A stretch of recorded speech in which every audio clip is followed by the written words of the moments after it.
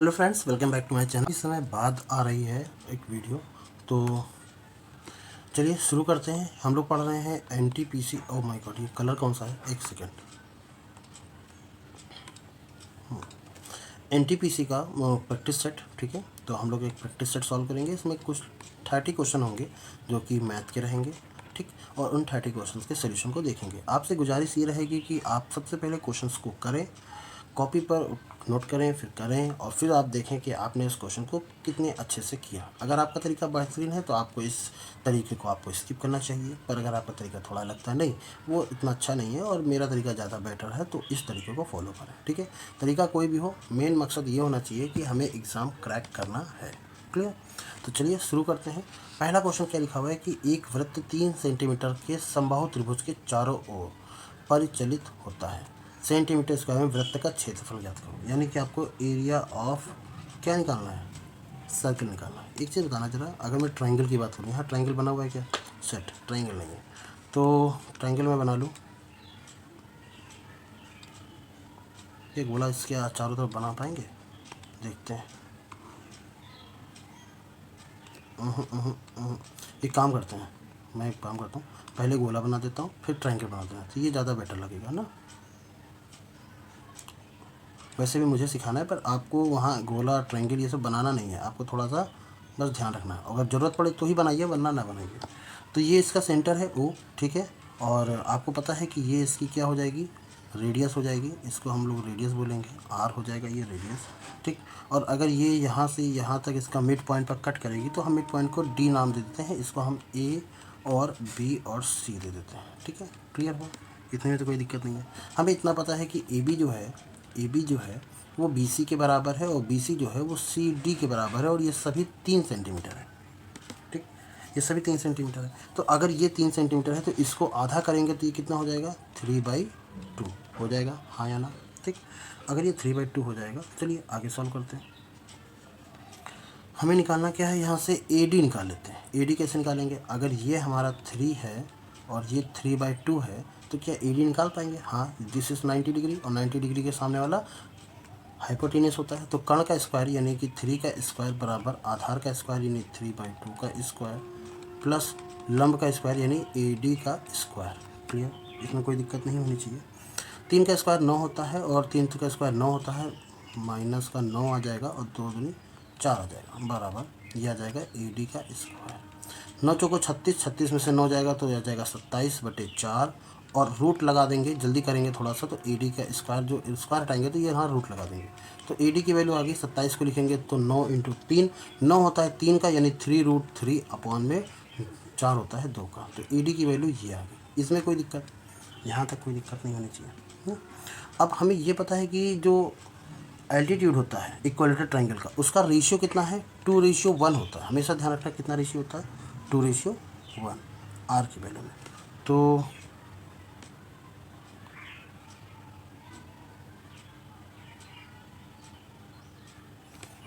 जो ए ओ होगा, ए ओ वो होगा 2/2 रेशियो, मतलब ये ऊपर वाला 2 और नीचे वाला 1, यानी टोटल में 3 में से कितना होगा ऊपर? ए ओ दूसरा हिस्सा होगा, ठीक। और टोटल है कितना?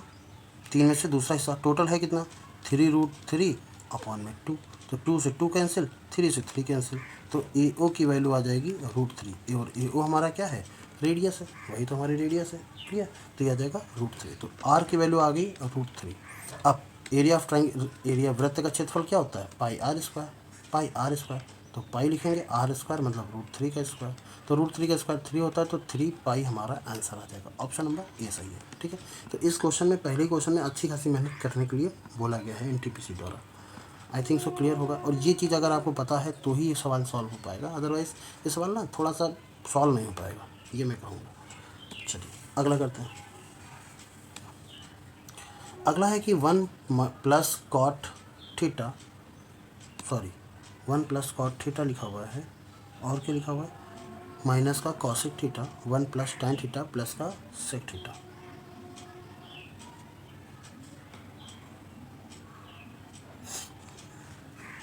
सॉल्व करते हैं। ये लिखेंगे 1 + cot क्या होता है? ये होता है cos/sin, तो cos थीटा/sin थीटा, ठीक है। माइनस कॉसिक थीटा तो 1/tan साइन थीटा, क्योंकि साइन कॉसेक का अपोजिट होता है, ठीक है। इसी तरीके से 1 प्लस tan होता है sine theta upon cos theta, sine theta upon cos theta, और माइनस नहीं प्लस का 1 अपॉन कॉस थीटा। क्लियर, इस तरीके से आ जाएगा। अब इस तरीके से अगर आ गया तो हम इसको ऐसे लिखेंगे 1 प्लस कॉस थीटा और माइनस, एक तरीका मेरे दिमाग में आ रहा है, क्या क्यों ना मैं थीटा की वैल्यू √2 45 ले लूँ। तो 45 में 1 अपॉन 10 आ जाएगा, यहाँ पर 1 आ जाएगा। अच्छा रहने दो, इसी को सॉल्व करते हैं, ज़्यादा सही है, ठीक है। तो यह आ जाएगा 1 plus cos theta minus 1 upon में साइन थीटा, ठीक है। और यह आ जाएगा 1 plus sine theta plus 1 upon में कॉस थीटा, ठीक। अब कॉस थीटा साइन थीटा को यहाँ पर ले लेंगे क्या, एलसीएम, तो sine theta plus cos theta minus 1 upon में यह आ जाएगा साइन थीटा, जबकि इसका मल्टीपल करेंगे तो यह आ जाएगा cos theta plus sine theta minus नहीं प्लस का 1 अपॉन में कॉस थीटा। ये दूसरा सवाल भी काफ़ी कठिन है, अच्छा खासा कठिन है। अब इसका इससे मल्टीपल करेंगे, हर एक का मल्टीपल चाहे तो कर लो, या कुछ ऐसा हो सकता है जो काम बना दे हमारा। हाँ, अगर मैं इस पूरे को मैं कलर चेंज कर लेता हूँ तो ज़्यादा क्लियर लगेगा आपको, ठीक। रेड कर लेता हूँ। Sine theta plus cos theta को एक नंबर मानूँ, इसको दूसरा नंबर मानूँ, तो ये हो जाएगा sine theta plus cos theta का होल स्क्वायर और माइनस ए माइनस बी और ए प्लस बी, तो यह आ जाएगा 1 का स्क्वायर अपॉन यह आ जाएगा कॉस थीटा, सॉरी क्या ही लिख रहा हूँ मैं, कॉस थीटा और साइन थीटा। अच्छा, इसका स्क्वायर खोलेंगे तो आ जाएगा sine square theta plus cos square theta plus 2 sine theta cos theta, और यह आ जाएगा -1 अपॉन में यह आ जाएगा साइन थीटा और कॉस थीटा। देखो इसकी वैल्यू क्या होती है, sine square theta plus cos square theta, इसकी वैल्यू होती है 1, और जो 1 से 1 कैंसिल हो जाएगा, तो ये ऊपर बचेगा क्या 2 sine theta cos theta upon नीचे बचेगा साइन थीटा कॉस थीटा, जो कि ये कैंसिल हो जाएंगे, आंसर आपका आ जाएगा 2। क्लियर, थोड़ा सा मेहनत इसमें भी करनी है, अच्छा सेट है तो मेहनत करनी है इसमें, ठीक है, आसानी से। और ये मतलब ऐसे ही पेपर आप कोशिश करो कि पेपर क्या हो जाए, दुआ करो मतलब कि पेपर कठिन आए। पेपर कठिन आने से एक चीज़ होता है, जो बच्चे काफ़ी पहले से तैयारी कर रहे हैं ना, उनके लिए पेपर ठीक रहता है, कैजुअल रहता है। और पेपर अगर सरल आ जाता है तो उनकी मेहनत का पानी फिर जाता है। भाई वो 3 साल से तैयारी कर रहे हैं, 2 साल से तैयारी कर रहे हैं, 5 साल से कोई तैयारी कर रहा है, और किसी ने 6 महीने में तैयारी करी और दोनों का पेपर बढ़िया आ गया, पता चला कि दोनों के बराबर नंबर आ रहे हैं, तो इससे थोड़ा फ़र्क पड़ता है। तो पेपर का लेवल ऐसा ही होना चाहिए कि ईजी नहीं होना चाहिए, कुल मिलाकर के ये है। चलिए इस सवाल को देखते हैं। क्या कहा गया था कि एक ठेकेदार ने 40 दिन में दीवार बनाने के लिए 60 श्रमिकों को नियुक्त किया, लेकिन 20 दिन बाद उन्होंने पाया कि केवल 1/3 काम पूरा हो पाया है। 1/3 काम मतलब अगर 3 यूनिट काम कहा गया था करने के लिए तो उसमें 1 ही यूनिट हो पाया है कि नहीं। अच्छा चीज़ होता ना, 20 दिन तक रहे कितने श्रमिक, 60 श्रमिक काम करते रहे, यानी 20 दिन तक उन्होंने 60 श्रमिकों को लगाए रखा। काम का हिस्सा कितना हुआ है, 1। अच्छा, कह रहा है कि तो तय समय मतलब अभी 40 दिन में काम करना था, 20 दिन हो चुके तो बचे हुए 20 दिन समय पर काम खत्म करने के लिए उन्हें कितने अतिरिक्त कर्मचारियों को नियुक्त करना चाहिए। तो अगर तय समय पर ख़त्म करना है तो अभी उनके पास 60 है, 60 श्रमिक है, और एक चाहिए, हमें नहीं पता कितना चाहिए, बट 20 दिन में काम ख़त्म करना है। पर हाँ, इस समय जो है वो कितना यूनिट काम है, अभी भी 2 काम है, यानी कि 3 में से 1 तो हुआ था, 3 में से अभी दूसरा काम बाकी है। तो ये टोटल काम किसके बराबर होगा, ये 60 श्रमिक इंटू 40, यानी इन दोनों के मल्टीपल के बराबर होगा टोटल काम। 2 से इसको काट लेते हैं तो ये 10 आ गया, 6 दूनी 12, 1200 आ गया, 6 चौको 24, ये 2400 आ गया। 2400 में 1200 चला जाएगा तो आ जाएगा 60 प्लस x, और इंटू में 10 बराबर 1200। 1 0 से 1 0 कट जाएगा, 120 आ जाएगा। तो x की वैल्यू 120 में से जब हम 60 माइनस करेंगे ना तो x की वैल्यू कितनी आ जाएगी, 60। तो हमें अभी 60 और श्रमिकों की आवश्यकता पड़ेगी। क्लियर, चलिए अगला क्वेश्चन करते हैं। अगला क्वेश्चन ये कह रहा है कि चावल की 2 किस्में हैं, एक 32 रुपये है और एक 40 रुपये है। इसको किस अनुपात में बेचा जाता है? 5 और 3 के अनुपात में मिला जाता है। यानी एग्जाम्पल के रूप में अगर हमें 8 किलो का मिक्सचर बनाना है तो 32 रुपये किलो वाले हम लेंगे 5 किलो और 40 रुपये वाले लेंगे हम 3 किलो, ठीक। और इन दोनों को मिला के 8 किलो रखेंगे। तो जो नया होगा उसका कह रहा है कि जो कहाँ गया, जो प्रति किलोग्राम नए मिश्रण की लागत ज्ञात करो। हमें लागत बतानी है कितनी होगी, ठीक। चलो, तो 32 रुपये वाला हम कितने के हिसाब से रखेंगे? 5x, हमने बताया ना 5 के साथ x रख लो। और 40 रुपये वाला हम कितने के हिसाब से रखेंगे? 3x रख लो, ठीक। तो 32 इंटू 5x, ये हो गया पूरे 32 रुपये वाले का क्रय मूल्य, ठीक। और प्लस 40 इंटू 3x, ये हो गया 40 रुपये वाले का क्रय मूल्य। कितना होगा? 32 पचे 160 एक्स, 4 3 12 120 एक्स, और दोनों को जोड़ेंगे तो कितना आ जाएगा? 280 एक्स। ये आएगा, हाँ या ना? 280 एक्स। यानी हमें कुल मिलाकर के इतना रेट लगाना पड़ेगा। कुल टोटल कितने में? 8 किलो में 8 एक्स। तो एक्स एक्स कट जाएगा, 8 से काटेंगे तो कितना आ जाएगा? 140 बटे 4 बटे 2 करेंगे तो बटे 70 बटे 2 करेंगे तो 35, और ये आ जाएगा 1। यानी कि 35 रुपये किलो उसके चावल बेचने चाहिए, ठीक। ये हो गया।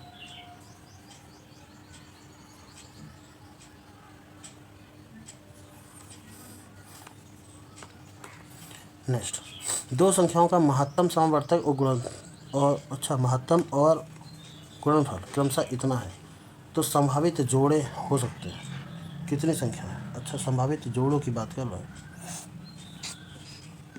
तो अगर महत्तम ये है तो एक काम कर सकते हैं क्या? तो संख्या हमारे पास आ जाएगी 15x और 15y, तभी तो इनका HCF 15 आया, क्लियर।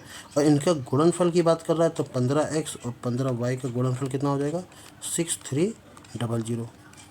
15 से काटे, 15 चौको 60, 15 दूनी 30, और ये 0 है कि नहीं। और फिर से 15 से काटेंगे, 15 दूनी 30, 15 अट्ठे 120, 28। तो x और y की वैल्यू किसके बराबर है? 28 के बराबर है। यानी कि ऐसे दो नंबर जिनका मल्टीपल कितना होगा? 28 होगा। तो पॉसिबल पेयर 28 के कितना हो सकते हैं? एक तो होता है 7 इंटू 4, 7 चौक 28, और एक हो गया 28 इंटू 1, 28 करना में 28 हो गया कि नहीं। अब कहते हो सर ये भी तो हो सकता है ना, 14 दूनी 28, क्या ये नहीं हो सकता क्या? देखो, हो सकता था, बट 14 में फिर 2 कॉमन आ जाएगा और 2 में तो 2 कॉमन है ही, तो फिर हमारा HCF जो होगा वो 15 नहीं रहेगा, वो 30 रहेगा। तो 15 के हिसाब से हमें दो नंबर्स ऐसे देखने हैं जिनके बीच में कुछ भी दूसरा कुछ कॉमन ना हो। तो ऐसे सिर्फ और सिर्फ 2 पेयर बन सकते हैं। तो हमारा आंसर कितना है? ऑप्शन नंबर डी सही है। क्लियर हुआ? अगला देखते हैं। पी और क्यू क्रमशः 20,000 15,000 की साझेदारी के साथ एक व्यवसाय को शुरू करते हैं। 8 महीने बाद एस उनके साथ 20,000 रुपये के लेकर के जुड़ जाता है। कारोबार की शुरुआत में 2 वर्ष के अंत में इतना रुपये का लाभ हुआ, क्यू का हिस्सा कितना होगा? ठीक है, बहुत आसान सवाल है। एक तरफ पी लिखेंगे, एक तरफ क्यू लिखेंगे और एक तरफ एस लिखेंगे, पी क्यू एस। तो पी ने पहले 20,000 रुपये लगा दिए हैं और वो, जबकि क्यू ने 15,000 रुपये लगा दिए हैं। एस ने 20,000 रुपये लगा दिए हैं, ठीक है। अच्छा, ये दोनों शुरुआत से व्यापार कर रहे हैं, इसलिए ये पूरे 2 साल यानी 24 महीने के लिए व्यापार करेंगे। जबकि 2 वर्ष के बाद ये व्यापार का लाभ इतना दे रखा है। 8 महीने बाद कौन आया है? ऐसा आया है। तो 8 त्रिक 24 होता है ना, यानी 8 दूनी 16, सिर्फ 16 महीने के लिए ही रहेगा। 8 दूनी 16, साल में 3 बार 8 का, तो साल 2 साल में 3 बार, तो एक बार नहीं, ठीक। तो 16 ये आ जाएगा। इनके बीच में रेशियो क्या है? पहले तो आप 3 जीरो से 3 जीरो सब उड़ा दीजिए, सबसे पहला काम तो ये करना है। फिर 8 से करना है, 8 त्रिक 24, 8 त्रिक 24 और 8 दूनी 16। अब फिर 20, अच्छा 20 नहीं, 5 से काटे, 5 चौको 20, 5 से 5 तेई 15 और 5 से काटा 5 चौको 20, 4 तेई 12, ठीक। 3 त्रिका 9 और 4 दूनी 8। क्या अभी भी कुछ कॉमन दिख रहा है? नहीं, इसमें 3 है तो बाकी में इसमें 3 नहीं है, इसमें है तो क्या हुआ? तो ये चीज़ें आ जाएंगी। अब टोटल कितना हो गया? 12 8 20 और 9 29 29x। इसकी वैल्यू किसके बराबर है? 145 000 के बराबर है। 29 बचे होता है, 5000 आ जाएगा। कैसे हमको पहचाना? 5 9 45 और 4 5 दूनी 10 4 14। ठीक है, तो एक्स की वैल्यू कितनी आ गई? 5000 आ गई। अगर एक्स की वैल्यू 5000 आ गई तो हमसे क्वेश्चन में कह रहा है क्यू की साझेदारी। क्यू की साझेदारी में क्यू का हिस्सा कितना है? 9 है। तो 9 इंटू 5000, तो 9 बना 45,000। ये आ जाएगा 45,000 रुपये। कहाँ है ऑप्शन? ऑप्शन नंबर ए सही है। क्लियर? चलिए क्वेश्चन नंबर 7 को करते हैं। क्या कहा गया क्वेश्चन नंबर 7 में कि 8 सेंटीमीटर लंबवत ऊंचाई और 12 सेंटीमीटर आधार भुजा के साथ एक वर्ग पिरामिड की कुल सतह का क्षेत्रफल ज्ञात करें। कुल सतह का क्षेत्रफल ज्ञात करना है टोटल। तो पहले तो एक नीचे नहीं स्क्वायर बनाया जाता है, फिर स्क्वायर के ऊपर ऐसे खींच के एक पिरामिड बनाया जाता है। 3D में मैं बना नहीं पाऊंगा, ठीक है। ऐसे आप समझ लीजिए कि ऐसा करके एक पिरामिड बनाया गया। तो इसकी लंबवत ऊंचाई हमको जो परपेंडिकुलर बीच से पड़ेगी लंबवत ऊंचाई, वो हमको पता है। तो परपेंडिकुलर हाइट हमको पता है कितनी है? 8 सेंटीमीटर। अच्छा, इसकी साइड कितनी है? इसकी साइड है 12, यानी कि एच बी की बात करूं, अगर एच को बी से लिखो तो वो सेंटीमीटर है 12 सेंटीमीटर। तो क्योंकि अगर लंबवत पड़ रही है तो यहाँ पर ये 12 का आधा है, यहाँ पर भी लंबवत ही लेंगे हम लोग, तो 12 का आधा यानी 6 पड़ेगी। तो स्लैंट हाइट हम लोग निकाल सकते हैं यहाँ से। स्लैंट हाइट मतलब तिर्यक ऊंचाई। तो तिर्यक ऊंचाई कैसे निकालते हैं? सोचो ज़रा सा। ये आपके पास है 8, ये पूरी थी 12, यानी आधी कितनी बची? 6। तो हमें ये निकालना बहुत आसान है। तो कर्ण का स्क्वायर बराबर आधार का स्क्वायर प्लस लंब का स्क्वायर, यानी परपेंडिकुलर अपॉन बेस, ये दोनों का स्क्वायर। तो ये हो जाएगा 8 का स्क्वायर 64 और कर्ण का स्क्वायर 6 का स्क्वायर 36। दोनों को ऐड करेंगे कितना आ जाएगा? 100। 100 किसका होता है? 10 का होता है, यानी कि ये आ जाएगा 10 सेंटीमीटर। क्लियर? इसमें कोई दिक्कत नहीं होनी चाहिए। अब total surface area square pyramid का कैसा होगा? देखो जरा, total surface area of square pyramid. तो पहले तो हमें बेस का स्क्वायर लेना पड़ेगा, बेस का एरिया लेना पड़ेगा। तो एरिया ऑफ बेस, तो एरिया ऑफ बेस प्लस, और ऐसे कितने ट्रायंगल बनेंगे? पहला ट्रायंगल आगे, फिर इधर साइड में, फिर एक पीछे, एक और पीछे, तो ऐसे 4 ट्रायंगल बनेंगे। तो 4 इंटू एरिया ऑफ ट्रायंगल। तो एरिया ऑफ बेस है क्या? साइड का स्क्वायर। साइड कितनी है? 12, यानी 12 का square plus 4 into area of triangle होता कितना है? वो निकालना पड़ेगा। वो होता है 1/2 बेस इंटू हाइट। बेस है 12 और हाइट कितनी है? 8। सॉरी, हाइट तो आप स्लैंट हाइट लेंगे ना, 8 क्यों लेंगे? क्या ही मैं कर रहा हूँ, 10। तो ये हो जाएगा। तो ये आ जाएगा, 2 से काटेंगे 6, 6 दम 60 आ जाएगा, और 60 यानी कि 12 का स्क्वायर 144 प्लस, और 60 6 चौको 24 यानी 240। अब दोनों को जोड़ेंगे तो कितना आ जाएगा? 84 इधर से आ जाएगा, 3 इधर से, तो 384 सेंटीमीटर स्क्वायर। अच्छे सवाल है, अच्छा खासा सवाल है इसमें, ठीक है। तो ये कहाँ गया? ये रहा ऑप्शन। तो किसी को अगर फार्मूला नहीं पता है या उसने पिरामिड के क्वेश्चन पहले कभी नहीं लगाए हैं तो ये क्वेश्चन लगा पाना उसके लिए थोड़ा सा इम्पॉसिबल हो जाता है, ठीक। अंधी लगाने के अलावा और ऑप्शन नहीं है उसके पास ज़्यादातर। चलिए, 8,200 रुपये की, अच्छा आप पढ़िए पहले इस सवाल को, आप पढ़िए क्या लिखा हुआ है कि 8,200 रुपये की ऋण को 2 समान अर्धवार्षिक किस्तों के भुगतान के लिए किया जाना था। यदि ब्याज की दर है 10 सेंटीमीटर प्रति वर्ष तो अर्धवार्षिक के लिए 5 हो जाएगी। तो अर्धवार्षिक के रूप में सही किया तो प्रत्येक किस्त निकालना है आपको, हर एक किस्त निकालना है कि किस्त कितने रुपए की पड़ेगी, ठीक है। तो किस्त के लिए फार्मूला, एक सेकेंड, देखो फार्मूला होता था, हमने बताया भी है, हालांकि किस्त के सवाल ज़्यादातर नहीं हुए हैं इसलिए। तो amount upon 1 plus rate upon 100, और इसकी पावर कितनी पहले? 1, ठीक, प्लस फिर अमाउंट अपॉन दूसरी किस्त 1 प्लस R/100, और इसकी पावर कितनी? 2। और इस तरीके से जितने साल, क्योंकि हमसे अर्धवार्षिक कहा गया है, 2 समान किस्तें कही गई हैं, 1 साल की बात करी गई है, तो 1 साल में 2 समान किस्तें यानी 2, ठीक है। रेट 10% ज़रूर है, परंतु अर्धवार्षिक के लिए कितना हो जाएगा? जब आधा साल लेंगे तो रेट को भी आधा कर देंगे, यानी 5%। तो एक बार करें ज़रा, ये आ जाएगा 8200, सॉल्व करना पड़ेगा अच्छा खासा। x अपॉन 1 प्लस 5/100 और प्लस x अपॉन 1 प्लस 5/100, और इसकी पावर कितनी? 2। तो ये आ जाएगा 20, 20 और 1 21, ये 20 और 1 21, तो 8200 बराबर x बटे, यह आ जाएगा 21 और ऊपर आ जाएगा 20 प्लस x इंटू, ऊपर आ जाएगा 20 इंटू 20 यानी 20 का स्क्वायर, नीचे आ जाएगा 21 इंटू 21। क्लियर? अब इसको जब सॉल्व करेंगे और x की वैल्यू निकालेंगे, मैं बता देता हूँ x की वैल्यू आए कितनी, 4410 ये आएगा आपका। ठीक है, सॉल्व कर लीजिएगा। अगला 9 नंबर कह रहा है a का 3/4 बराबर है b का 5/6। ऐसे समझो, क्या a का 3/4 बराबर है b का 5/6 बराबर c का 4/3 बराबर d का 5/4। ठीक,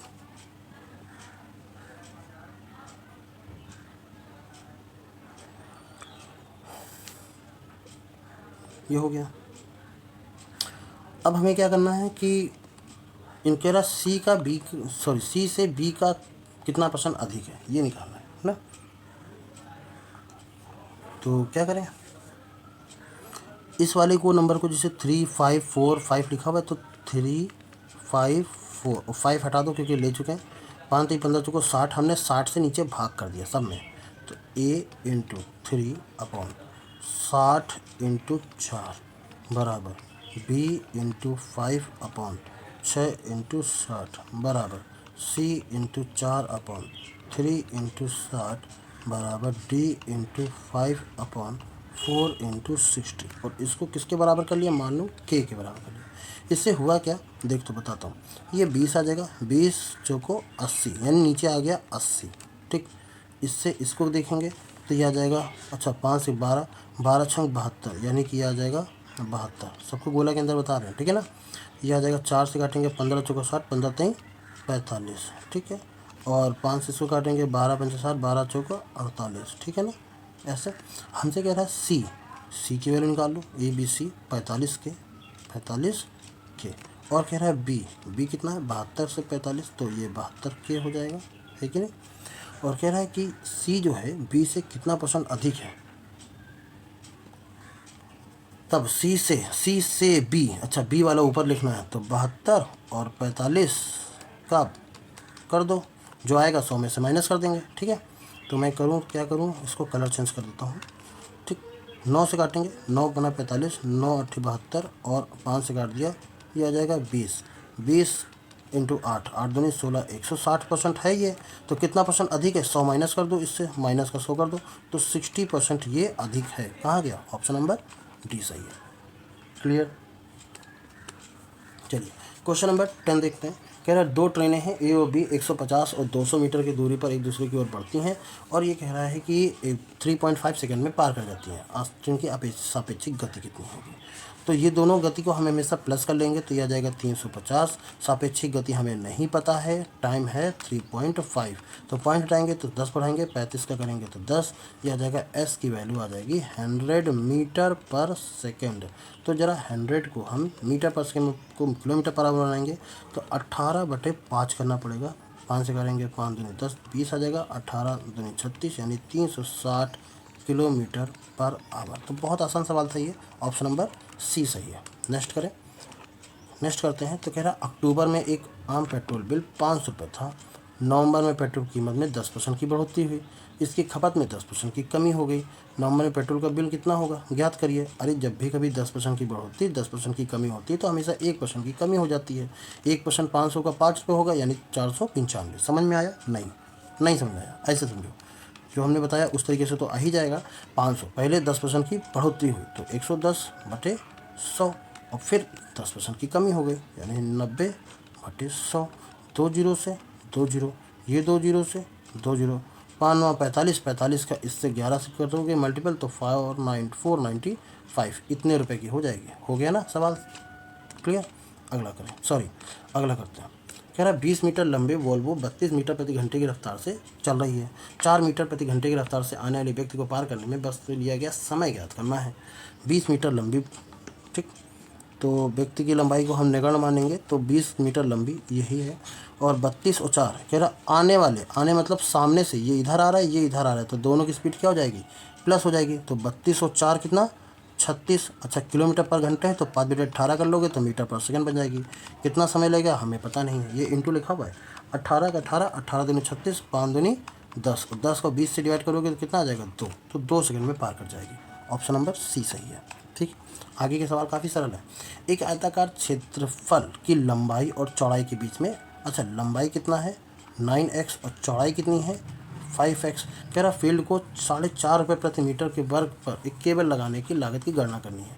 फील्ड की परिधि आपको दे रखी है, परिधि दे रखी है 52 है।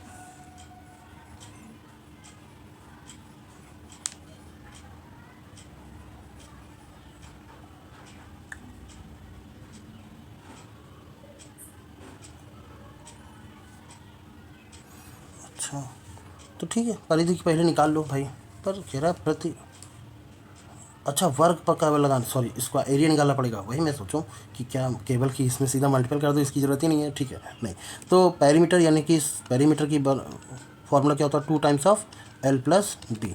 तो ये आ जाएगा 52 is equal to 2 times of L plus B यानी कि 9x प्लस का 5x। तो 9 और 5 14 हो जाएगा। तो 52 बराबर 9 5 14, 9 5, अरे यार क्या लिख रहा हूँ मैं, वही हम कह रहे हैं 14 कर नहीं रहा, ये 4 है, यहाँ 4x होना चाहिए, 4x होना चाहिए, यहाँ पर 4x होना चाहिए। 9 4 13, तो 2 इंटू 13x, 13 चौको 52, 4 और 2 दूनी 4, तो x की वैल्यू कितनी आ गई 2। तो 9 दूनी 18 मीटर लंबा है और 4 दूनी 8 मीटर चौड़ा है। इतनी बात समझ में आ गई। ठीक, तो एरिया कितना होगा, एरिया हो जाएगा लंबाई गुणे चौड़ाई। तो 18 इंटू 8, 18 8 144। अब 144 पर इतने रुपए खर्च करने हैं, तो 144 पर टोटल कॉस्ट कितनी आ जाएगी 4.5। इसका दुगना कर दो तो ये 9 आ जाएगा, इसका आधा कर दो तो 72 आ जाएगा। 9 दूनी 18 की 8 हाथ से गए, 9 7 63 और 1 64, तो 648 रुपये लगेंगे। ऑप्शन नंबर कहाँ गया, ऑप्शन नंबर डी सही है इसका। क्लियर, चलिए अगला करते हैं। अब ये कह रहा है कि शेष ज्ञात करें जब 6 से विभाजित किया जाता है। 14 नंबर क्वेश्चन है। ठीक है, कह रहा है इसका शेषफल ज्ञात करो। अच्छा एक चीज़ बताना कि 7 की पावर है 19 प्लस का 2 को जब हम 6 से डिवाइड करेंगे, 6 से डिवाइड करने का मतलब ये है कि इसको ऐसे लिख सकते हैं 7 को 6 प्लस 1 की पावर 19 प्लस का 2 अपॉन में कितना 6। अब 6 से 6 वाला तो चला जाएगा, पर 1 वाले की पावर बचेगी, यानी 1 की पावर 19 प्लस का 2। 1 की पावर 1 कुछ भी हो पर 1 ही रहेगा, तो 2/6 यानी कि 3/6। अब 3/6 का मतलब हमेशा रिमाइंडर कितना आएगा 3 बचेगा, कटेगा थोड़ी ना, 3 बचेगा। ऑप्शन नंबर सी सही है। चलिए अगला क्वेश्चन करते हैं। दो नियमित बहुभुज भुजाओं की संख्या का अनुपात तुमको दे रखा है 5 और, ठीक है जस्ट 1 मिनट। चलिए कह रहा है दो नियमित भुजाओं की संख्या का अनुपात, 1 सेकंड भाई। तो दो नियमित बहुभुज की संख्या का अनुपात आपको दे रखा है, प्रत्येक आंतरिक कोण का अनुपात आपको 24 और 25 है। कह रहा है कि तब दोनों बहुभुज की भुजाओं की संख्या इस प्रकार है। किस प्रकार है यही हमें निकालना है। ठीक है, तो the ratio of number side regular polygons की बात करें तो वो है 5 और 6, ये है। ठीक है, जबकि ईच एंगल इंटीरियर एंगल की बात करें, आंतरिक कोण का मतलब हो गया इंटीरियर एंगल, वो कितना है 24 और 25, ये इनका अनुपात है, एक्चुअली में कोण नहीं है। ठीक है, इंटीरियर एंगल का अगर हम बात करें, एंगल निकालने का फार्मूला होता है n में से 2 कम कर दो और 180 का गुणा कर दो, यही होता है ना एंगल निकालने का फार्मूला। और अगर इनमें भुजाएं चाहिए कितनी है, तो प्रत्येक कोण चाहिए तो उसमें n का भाग कर दो, यही तो होता है प्रत्येक कोण कितने का होगा। ठीक, जहाँ n क्या होती है साइड होती है। और चलो यही काम करना है हमें, तो 5 के साथ हम x ले लेते हैं, यस या नो ले लेते हैं, कोई दिक्कत नहीं है। और सॉल्व मैं कैसे करूं बताऊं कैसे आपको, तो ये भुजाएं हैं तो ये आ जाएगा 5x माइनस 2 इंटू में 180 और बटे कितना, भुजाएं कितनी है n, यानी n नहीं है 5x है। ठीक, इसका क्लियर, और इसका और रेशियो बटे लगा लेते हैं, बटे लगा दो। ठीक है, अब इधर दूसरे वाले का कितना है 6x माइनस 2 इंटू में 180 और बटे कितना 6x बराबर, इन दोनों के बीच में रेशियो कितना है 24 और 25 का, तो 24 और 25 का रेशियो है। अब इसको थोड़ा सॉल्व करना पड़ेगा, ये सेट ना बढ़िया सेट है।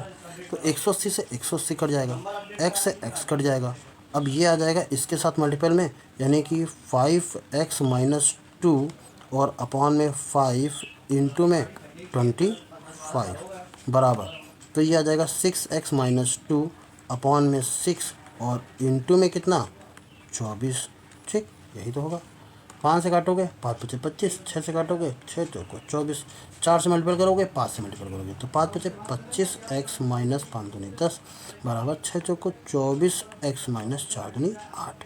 ये इधर जाएगा ये उधर जाएगा तो x की वैल्यू कितनी आ जाएगी, 8 में से 2 जाएगा तो 10, सॉरी 8 में से 2 जाएगा तो 8 में से 10 जाएगा तो 2 बचेगा, तो x की वैल्यू आ गई 2। तो x की वैल्यू 2 आ गई, मतलब साइड कितनी थी 10 और इसकी साइड कितनी थी 12, तो 10 और 12 हमारा ऑप्शन नंबर बी सही होगा। तो अगेन एक बेहतरीन क्वेश्चन है जिसको नॉर्मल व्यक्ति जल्दी नहीं लगा पाएगा अगर उन्होंने सवालों को करा नहीं है तो, ठीक है, और करा नहीं तो बिल्कुल नहीं लगा पाएंगे, प्लस अगर 1-2 बार 10 बार भी किया है तो भी जल्दी ये चीज़ें नहीं लगाई जा सकती हैं। ठीक, अब कोई ब्रिलियंट ही होगा बढ़िया लगा लेगा, बट नहीं लगा सकते जल्दी। सॉरी फॉर डिस्टर्बेंस, ठीक है, वो भाई था। चलो आगे करते हैं। क्वेश्चन नंबर 16 क्या कहता है क्वेश्चन नंबर 16, चलिए पढ़िए आप लोग ज़रा। कह रहा है एक राशि 2 वर्ष के लिए चक्रवृद्धि ब्याज पर उधार ली गई है। चक्रवृद्धि ब्याज की तुलना में अर्धवार्षिक में संयोजित करने पर वो इतने रुपए अधिक होता है, मतलब कि इतने रुपए अधिक मिल रहा है कब, जब वो अर्धवार्षिक संयोग कर रहा है। तो कह रहा है ऋण राशि कितनी है, काफ़ी लंबा चौड़ा क्वेश्चन आ गया ये, 2 वर्ष के लिए ना। चलो मैं बता देता हूँ भाई, 2 वर्ष के लिए चक्रवृद्धि ब्याज कितना होगा, तो 10 + 10 + 10 × 10/100, यानी कितना आ जाएगा 10 10 20 एंड 21% आ जाएगा।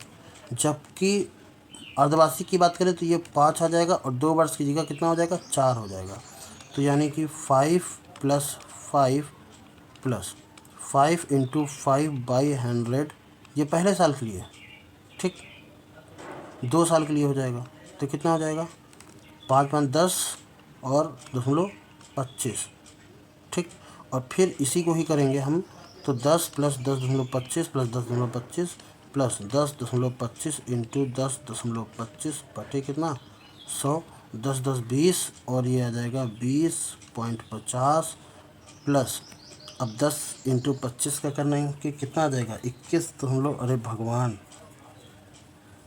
बहुत ज़्यादा कंट्री।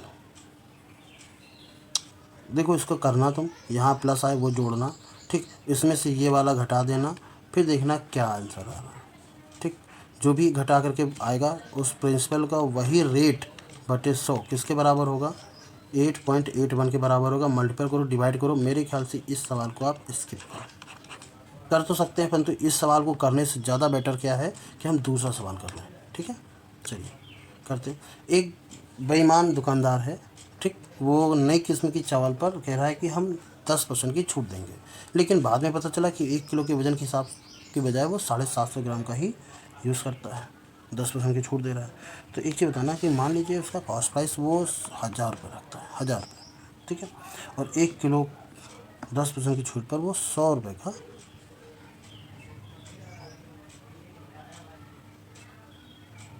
10% की छूट देता है ना, तो 10% की छूट पर कितना हो जाएगा 900, ठीक, 900 रुपये का वो 1 किलो देगा, पर 900 रुपये का 1 किलो नहीं देगा, वो चीटिंग करता है, 750 ग्राम देता है, 750 ग्राम देता है।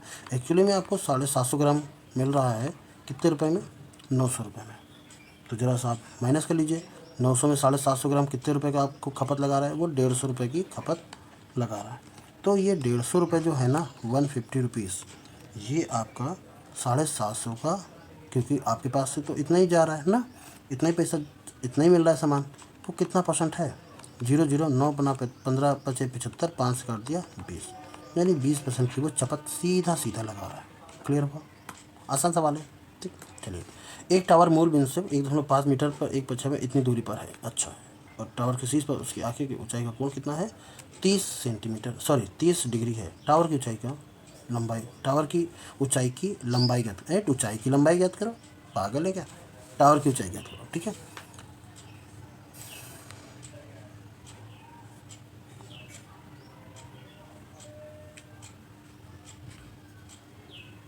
तो एक टावर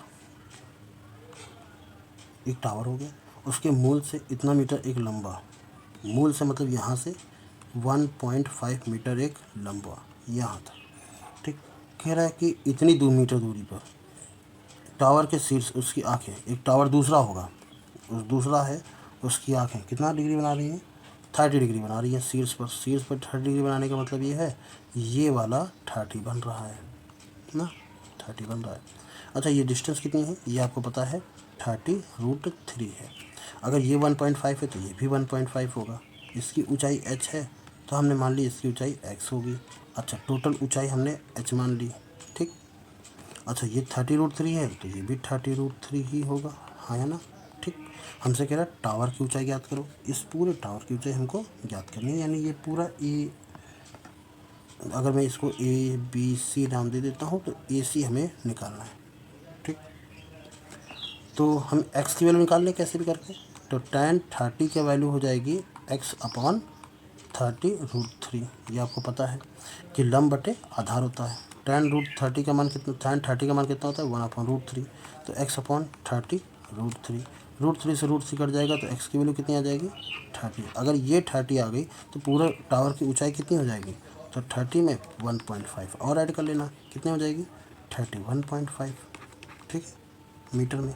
ये हमारा आंसर है, ऑप्शन नंबर सी सही है। ओके, तो अब हमसे ये क्वेश्चन में कह रहा है कि x + 1/y = 2। तो बताइए 2xy माइनस का 3y बराबर -2, इसकी वैल्यू ज्ञात करनी है।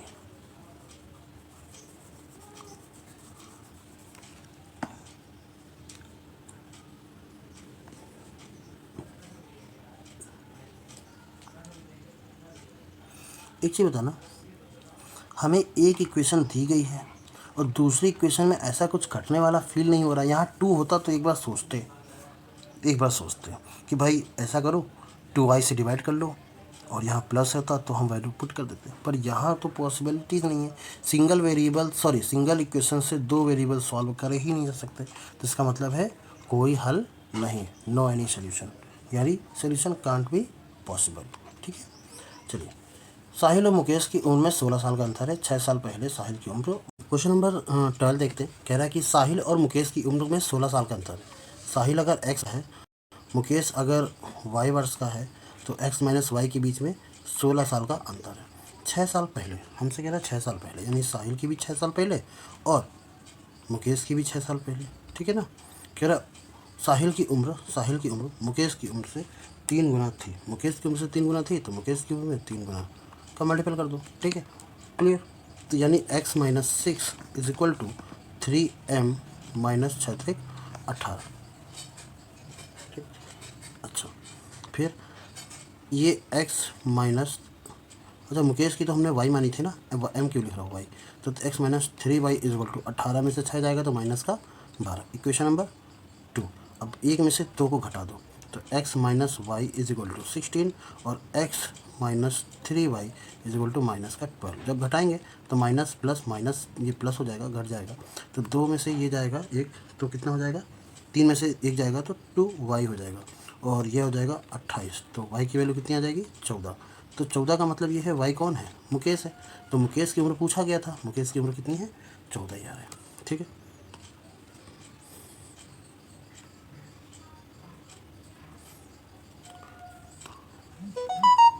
सॉरी फॉर दिस एंड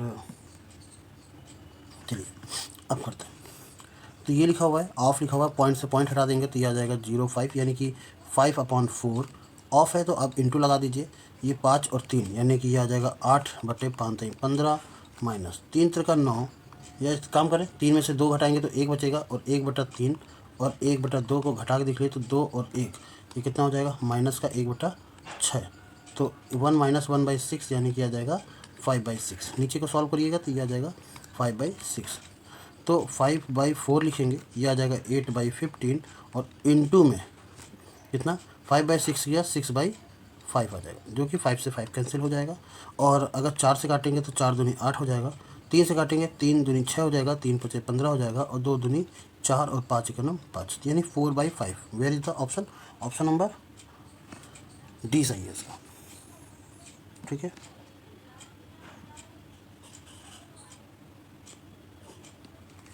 चलिए अगला करते हैं। कह रहा 500 के 500 के गुणनखंड की कुल संख्या कितनी हो सकती है। तो आपको पता है कि नंबर जो होते हैं x की, अगर हम कोई एक नंबर x आता है जो कई बार आता है तो उसकी पावर अगर a हो जाती है, और y अगर कोई नंबर आता है उसकी पावर अगर b हो जाती है, z कोई नंबर आता है उसकी पावर c हो जाती है, ऐसे कोई नंबर आते जाते हैं।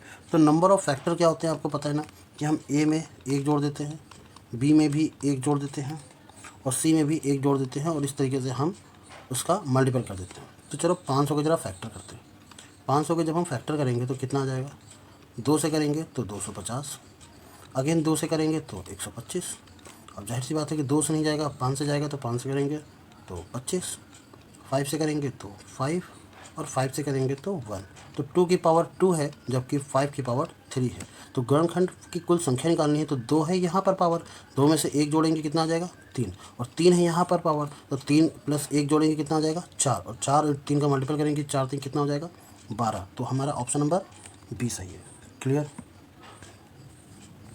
भाई, आई थिंक सो क्लियर होगा ना। चलिए इस सवाल को देखिए ज़रा सा। कह रहा 24 व्यक्तियों के समूह का औसत वजन कितना है, 63 है, 63 है। ठीक है, तो टोटल अगर वजन निकालना है तो हम कितना लिखेंगे, 24 इंटू 63। क्लियर, यानी कि कितना आ जाएगा, अगर 24 इंटू 63 करेंगे, 4 3 12, 5 4 2 8, और ये 3 3 6 6 7 1 4 24, यानी एक आ जाएगा इधर से, और फिर आ जाएगा 5 15, तो ये आ जाएगा आपका 12 kg किलोग्राम। कह रहा 4 व्यक्तियों का औसत वजन कितना है, 56 है।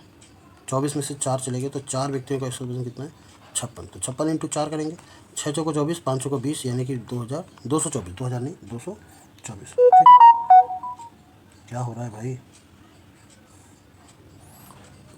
4 व्यक्ति जिनका, अच्छा सॉरी सॉरी सॉरी क्या कर दिया मैंने, 4 व्यक्ति जिनका वजन 56, 58 किलो 5, 65.5, ये 40 60 किलो है, शामिल हो जाता है। 4 व्यक्ति और शामिल होते हैं, कौन कौन शामिल होते हैं, तो 58.5 प्लस 65.5 और 56 किलो वाला और 60 किलो वाला, ये चारों शामिल होते हैं। कुल मिलाकर के 238 किलोग्राम शामिल हो गया। तो 512 में से, सॉरी 512 कह रहा हूँ, 15 12 में से 238 और ऐड करेंगे, तो ये 38 ऐड करेंगे, तो ये 2 ऐड करते 40, ये 50 हो जाता, ये 1750 आया। ये टोटल लोग हो गए। अब 1750 टोटल, अभी देखो 24 लोग पहले थे, तो 4 लोग और ऐड हो गए, यानी कितने टोटल लोग हो गए, 28 लोग ऐड हो गए। तो 1750 बटे कितना 28, अगर एवरेज निकालना है तो करें कितना आ जाएगा, 7 से करें, 7 चौका 28, 7 दूनी 14, और 7 पना 35। ठीक, और इसको करेंगे 2 से भाग करेंगे, इससे अच्छा इसको 2 से भाग कर दो तो 125 बटे 2, और 125 का आधा कितना होता है 62.5, जो कि ऑप्शन नंबर सी में उपलब्ध है। क्लियर, चलिए 24 नंबर करते हैं।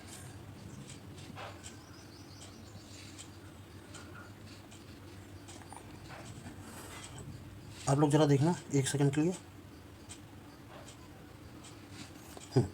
तो क्वेश्चन कह रहा है कि यदि एक संख्या में 28% की वृद्धि कर दी जाए और फिर 15% की कमी कर दी जाए, तो 28-15% की कमी करने पर कितना परसेंट वृद्धि या परिवर्तन होगा। तो आपको a plus B plus A B upon 100 ये वाला फार्मूला याद है ना। ठीक, तो पहले 28% की वृद्धि करी गई, फिर माइनस करा गया, प्लस नहीं करेंगे माइनस करेंगे, 15% की कमी प्लस, तो ये आ जाएगा 28 इंटू 15 बटे कितना 100। अच्छा 28 में से 15 जाएगा तो 13 बचेगा, माइनस, क्योंकि प्लस माइनस माइनस होता है। ठीक, 28 इंटू 15 करना है, तो 14 दूनी 28, 14 तीन 42, यानी 4.2 आ जाएगा। अब 13 में से 4.2 जाएगा तो यहाँ तो आपका 12 में से 4 घटाओगे तो 8 बचेगा, और 10 में से 2 घटाओगे तो 8 बचेगा, यानी 8.8% की क्या होगी, इंक्रीमेंट, बढ़ोतरी होगी। ऑप्शन नंबर बी सही है। ठीक है,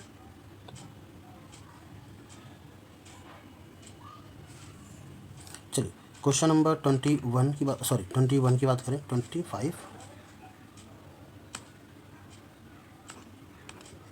के बाद 25 ही आता है, मैं 21 की बात।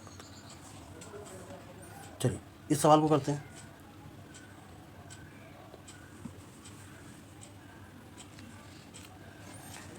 25 नंबर सवाल है, कह रहा 10 पुरुष 8 दिन में किसी काम को कर सकते हैं, 25 बच्चे 32 दिन में उसी काम को कर सकते हैं। 3 पुरुष और 3 महिलाएं और 4 बच्चे एक साथ कितने दिन में काम करेंगे अगर महिला की दक्षता बच्चों की दक्षता से दुगनी है। यानी अगर 25 महिलाएं काम करें तो वही काम वो 16 दिन में कर देंगे। ठीक है, क्लियर।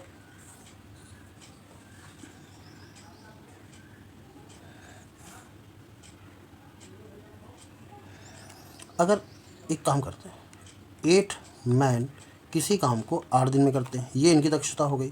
ठीक, 25 बच्चे हैं तो चिल्ड्रन लिख लेता हूँ, वो 32 दिन में करते हैं, ये इनका तरीका हो गया। ठीक है, टोटल वर्क हो गया। फिर कह रहा है कि महिलाओं की दक्षता बच्चों की दक्षता से, यानी 25 फीमेल की बात करें तो वो 16 दिन में ही कर लेंगे।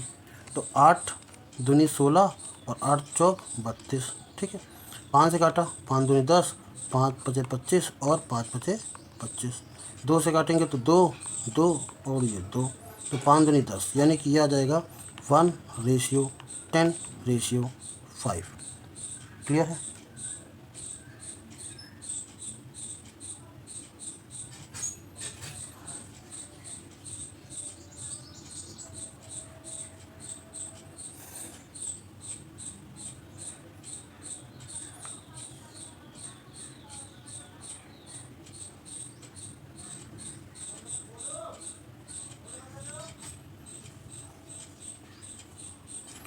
फिर कह रहा 3 पुरुष 3 मेल और 3 फीमेल और 4 चिल्ड्रन कितने दिन में ये काम पूरा कर देंगे। तो इन सब की अरे यार ये गड़बड़ हो गई। ये टोटल वर्क इनका हो गया 25 × 32, ये इनका टोटल वर्क हो गया। और यही महिलाओं का बात करें तो 10/30 हो जाएगा। तो मेन, वुमेन और चाइल्ड,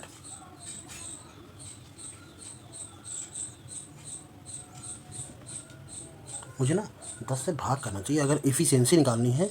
ये तो टोटल वर्क का रेशियो आ गया, इफ़िशियंसी निकालनी है तो हमको क्या करना पड़ेगा, 1 सब करना चाहिए था, गड़बड़ी कर दी मैंने। तो 1/1/1/1। अब 10 से भाग करोगे कितना आ जाएगा, यानी कि 10 और 10 1 जा 10 और 10 2 जा 5 2 जा 10, ये आ जाएगा मेल और ये आ जाएगा फीमेल, और सॉरी ये आ जाएगा चिल्ड्रन और ये आ जाएगा फीमेल। अब 3 महीने पुरुष हैं तो 3 × 10 प्लस 3 महिलाएं हैं तो 3 × महिलाएं कितनी हैं 2 की इफ़िशियंसी से, एक बच्चा है 4 बच्चे हैं तो 4 × 1 की इफ़िशियंसी से। और ये सब मान लीजिए x के रेशियो के बराबर है, जो कि कितने दिन में काम पूरे करते हैं, बराबर करते हैं 30, ये 6 और 4 10 यानी 40x। और ये 40x का काम किसके बराबर, 40x इफ़िशियंसी से। भाई 8-10 दिन में काम पूरा होना चाहिए था।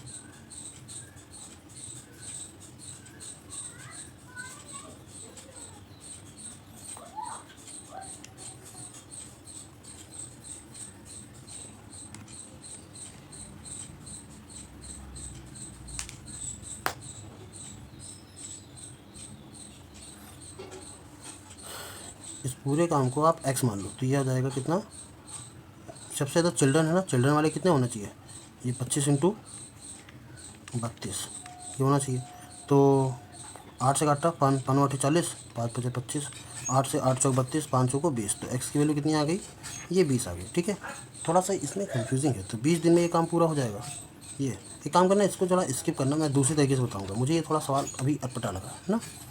ये सवाल देखते हैं 26वां नंबर, क्या कहता है कि 2 वर्षों में 5% प्रति वर्ष साधारण ब्याज की दर पर 2200 रुपये की राशि हो जाती है, 4 वर्ष पर उतना ब्याज कितना हो जाएगा। बहुत आसान सवाल है। ठीक भाई, 2 साल के लिए साधारण ब्याज पर, 2 साल के लिए मतलब 5 दूनी 10, एक राशि इतने रुपये हो जाती है। एक राशि इतने रुपये हो जाने का मतलब है 5% अभी, 5% बाद में, 5 5 10, तो किसी राशि का 10% ज़्यादा बढ़ा देना, यानी 110/100। तो कितनी हो जाती है, 2200 हो जाती है। 0 0 11 दूनी 22, 200 आ जाएगी। 10 करेंगे तो वो राशि कितनी हो जाएगी, 2000 हो जाएगी। कह रहा 4 वर्ष बाद उसी दर पर साधारण ब्याज कितना होगा, तो 2000 पर 5% की दर से 4 साल पर साधारण ब्याज कितना होगा। जाहिर सी बात है ये 2600 1800 ये नहीं होगा, ऑप्शन नंबर यही चाहिए होना चाहिए। 2 0 से 2 0, 5 का 20, 20 × 20 यानी 400 रुपये। सॉरी फॉर दिस, काफ़ी ख़राब आंसर ऑप्शन थे इसमें।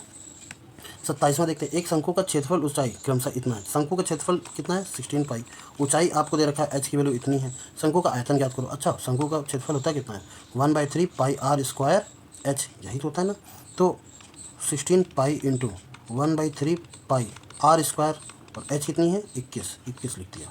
तो पाई से पाई कट गया, 16 से काटेंगे तो 16 पाई है ना h। आर स्क्वायर की वैल्यू कितनी आ जाएगी, 16 × 3/21। भाई आर स्क्वायर की वैल्यू निकाल लो, जरूरी नहीं कि रूट में निकालो। ठीक, अब कह रहा शंकु का आयतन कितना होता है। शंकु का आयतन होता है, मैं क्या ही कर रहा हूँ आज, मेरा दिमाग ख़राब हो गया। बताइए, आधार का क्षेत्रफल बोल रहा है और मैं क्या लगा रहा हूँ, वॉल्यूम का फार्मूला लगा रहा हूँ। सॉरी फॉर दिस, ठीक है। आधार का क्षेत्रफल क्या होता है, पाई आर स्क्वायर, जो कि 16 पाई के बराबर है। पाई से पाई कट गया तो आर की वैल्यू कितनी आ जाएगी 4, एच की वैल्यू कितनी होगी 21। अब वॉल्यूम का फॉर्मूला लगाना है तो 1/3 पाई आर स्क्वायर एच। 1/3 पाई की वैल्यू पाई में ही रखें, अच्छा पाई की वैल्यू ऐसे रखें 5/7, और आर स्क्वायर के मतलब कितना है 4 × 4, और एच की वैल्यू कितनी है 21, 7 × 21, 3 21 21 कट गया तो 22 × 16, 16 दूनी 32, 32 का 11 से करेंगे तो 3 5 2, यही आ जाएगा 352। ऑप्शन नंबर ए सही है। क्लियर। चलिए आगे देखते हैं। कह रहा 1 - x 2 - x में x का मान ज्ञात करें जिसमें बहुपद अधिकतम होता है। आपको x का मान ज्ञात करना है, कितना होता है अधिकतम बहुपद। तो अगर इस सबका दोनों का मल्टीपल कर लें, यानी एक्स स्क्वायर माइनस का आ जाएगा, माइनस का एक्स स्क्वायर ना, माइनस का 3x और फिर प्लस का 2, ये हो जाएगा, ठीक। कह रहा एक्स का मान ज्ञात करें, बहुपद अधिकतम हो। बहुपद अधिकतम होने का मतलब है कि ये वैल्यू जो दी गई है 2x,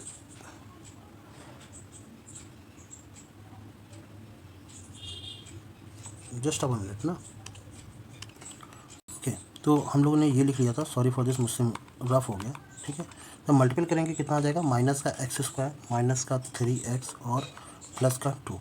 तो अगर बहुपद हमें अधिकतम निकालना, इसको हम ना चेंज करते हैं, यानी कि माइनस का 3x और लिखा हुआ है ना प्लस का 2, दोनों को निगेटिव बना देते हैं। माइनस का 2x प्लस का 3, मतलब ये वाला इधर ये वाला इधर लिखते हैं, और इसको भी निगेटिव बनाते हैं, जहाँ पे ये होता है निगेटिव बनाते हैं, बराबर क्या कर दिया 0 कर दिया।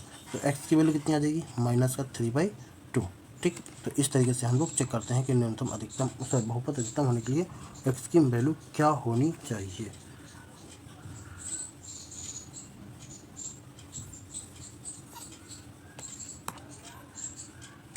29 नंबर देखते हैं ज़रा सा। तो आपको दिख रहा होगा कि निम्नलिखित में से पाई चार्ट ज्ञात करें जो 5 राज्यों की जनसंख्या को प्रतिशत करता है। यदि जिले ए और बी की कुल जनसंख्या 22 लाख है तो ई में जनसंख्या कितनी है। ए और बी, अच्छा ए में ये कलर है दिख रहा है 25%, और बी में कितना है 8%। ए और बी की जनसंख्या कितनी है, तो 25 + 8 यानी 25 8 33, ठीक। 33%, 33% का मतलब हो गया टोटल का 33% की वैल्यू, परसेंटेज हटाएंगे, वो कितनी है 22 लाख है। तो 11 से लाख है तो एल लिखा हुआ है, ठीक है। तो 11 से काटा 11 × 33, 11 से काटा 11 दूनी 22, यानी एक्स की वैल्यू आ जाएगी 200/3, वो भी लाख में आ जाएगी। तो राज्य में ई की जनसंख्या कितनी है, ए बी सी डी, ई का कितना है 15% है, तो 200/3 इंटू कितना ई की कितनी है 15/100, क्योंकि 15% है। 2 जीरो से 2 जीरो काट दिया, 3 से काट दिया 3 बचे 15, ओके। ये तो गड़बड़ हो गया। अरे कुल जनसंख्या ए और बी की ना, ए और बी की तो 33 ही तो होगी, मैंने कुछ गलत कर दिया क्या।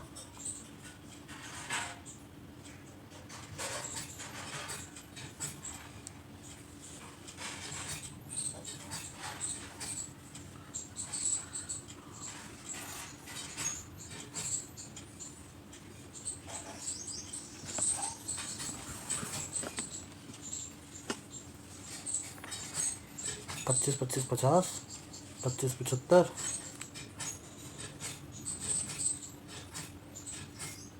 15 और 10 2500, सही तो है। सवाल आंसर नहीं आ रहे भाई, 5 दूनी हमारा हिसाब से 10 लाख आना चाहिए, पर यहाँ तो 4 लाख आ रहा है। ए की जनसंख्या कितनी है,